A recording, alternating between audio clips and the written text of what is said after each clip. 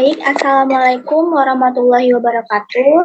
Perkenalkan kami dari kelompok 7 ingin mempresentasikan hasil kerja kelompok kami mengenai faktor yang menyebabkan penyimpangan sosial di kalangan remaja. Sebelum itu, perkenalkan nama saya Nisa Effendi, saya sebagai moderator, dan saya tidak sendiri, saya ditemani oleh teman-teman saya. Mungkin teman-teman saya boleh memperkenalkan nama. Perkenalkan, nama saya Dewi Wahyuni. Perkenalkan, nama saya Delvina Farmasari. Perkenalkan, nama saya Ulfatun Nafiah. Perkenalkan, nama saya Raden Arya Ditama. Saya Muhammad Farel Katami.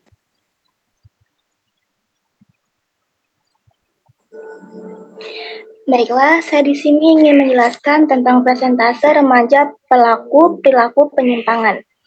Nah, gambar ini menunjukkan bahwa perilaku penyimpangan di kalangan remaja didominasikan oleh pencurian dan diusulkan oleh penyalahgunaan narkoba, kekerasan seksual, dan kekerasan fisik lainnya. Nah, yang kedua itu adalah konsep teori.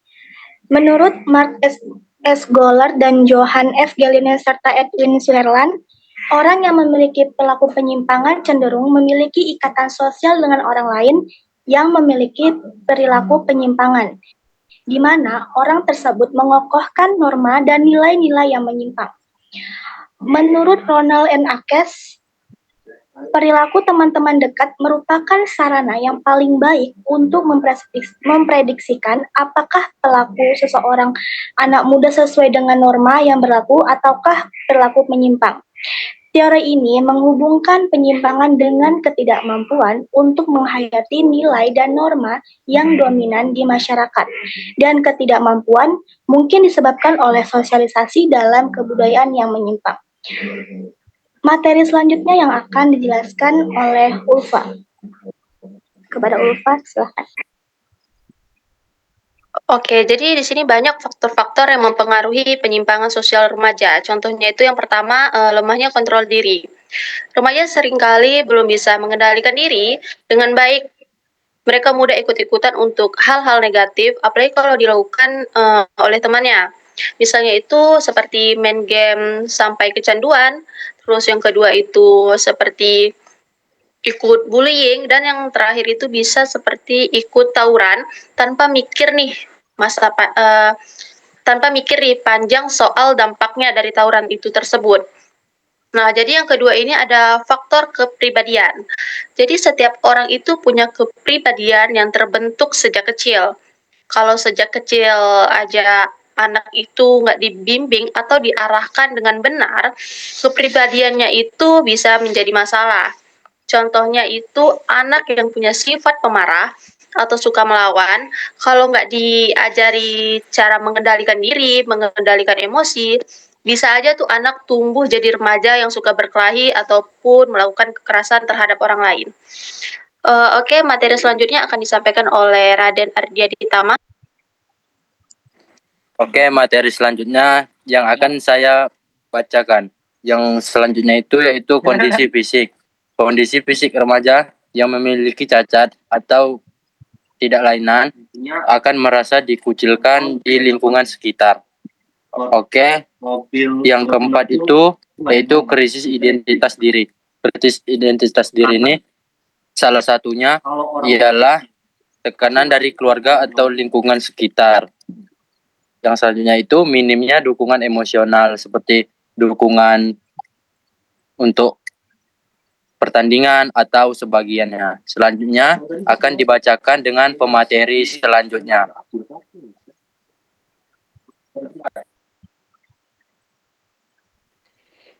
Yang kelima, rendahnya kesadaran moral.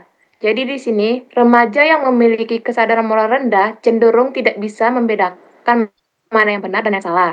Contohnya pada kasus di gambar samping, yaitu pencurian berangkas sekolah yang dilakukan oleh seorang remaja. Jadi makna dari gambar tersebut menunjukkan lemahnya kontrol diri dan tidak adanya nilai-nilai moral yang tertanam kuat. Selanjutnya, yang keenam,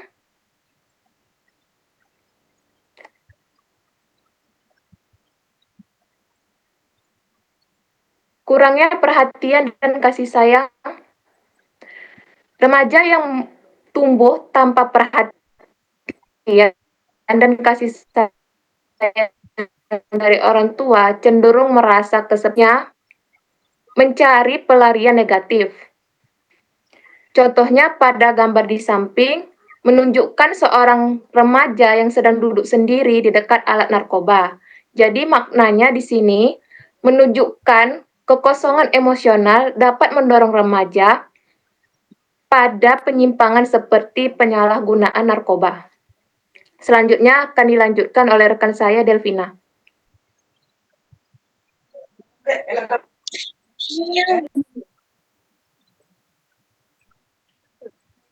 Baik, lanjut yaitu 7 lingkungan pergaulan.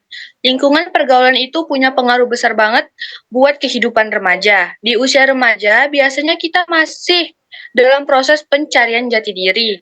Nah, karena masih labil dan gampang terpengaruh, seringkali pergaulan justru bisa membawa ke arah yang negatif, apalagi ke lingkungan yang toksik. Misalnya ikut-ikutan teman yang melakukan hal-hal yang menyimpang, contohnya seperti mabuk-mabukan ataupun narkoba. Kalau nggak kuat iman dan nggak punya filter diri, bisa kebawa arus sama hal-hal buruk tersebut. Yang kedelapan,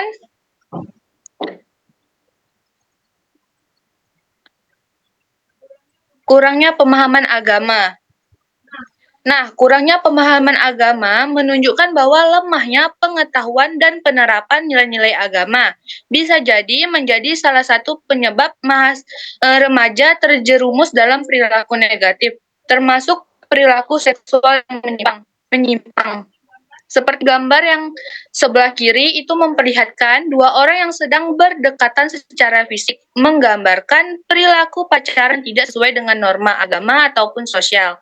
Ini menjadi contoh nyata dampak dari kekurangan pemahaman terhadap ajaran agama yang mengajarkan batasan-batasan pergaulan.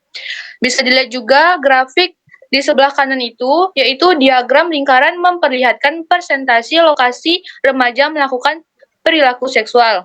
Dari grafik tersebut bisa dilihat bahwa perilaku seksual dilakukan berbagai tempat, mulai dari rumah, kos, bahkan tempat ibadah. Ini menunjukkan bahwa perilaku tersebut sudah menyebar di berbagai lokasi tanpa mempertimbangkan kesucian atau norma tempat tersebut. Baik, materi selanjutnya akan disampaikan oleh Farel. 9. Tempat pendidikan.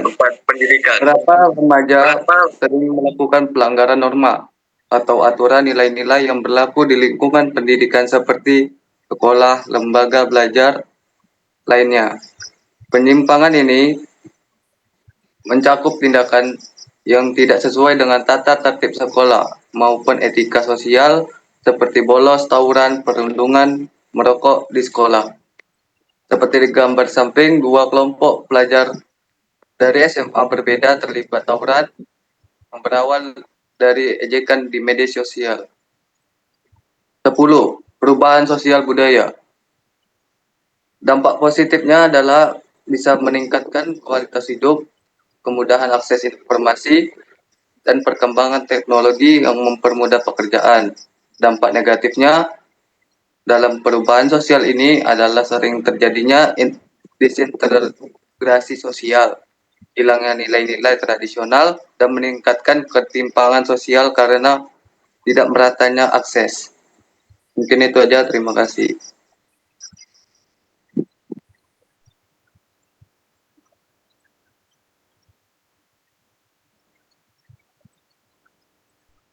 Iya, mic-nya.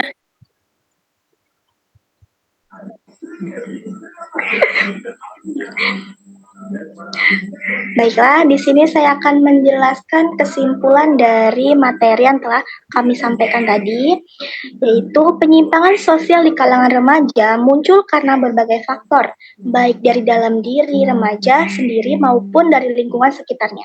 Untuk mengatasi masalah ini dibutuhkan kerjasama antara orang tua, sekolah, dan masyarakat, pendidikan moral dan agama, perhatian dari keluarga, serta lingkungan yang mendukung sangat penting untuk membantu remaja untuk membentuk kepribadian yang baik dan menjauhi perilaku penyimpangan. Nah, yang terakhir ini ada saran-saran, ada 4 saran. Yang pertama, untuk orang tua perlu memberikan contoh yang baik, memahami perkembangan anak, dan mengajak anak berdiskusi untuk membangun komunikasi yang sehat. Nah, yang kedua, mengawasi terhadap pengaruh teman sebaya dan media. Harus memperketat agar remaja tidak terjerumus dalam perilaku negatif.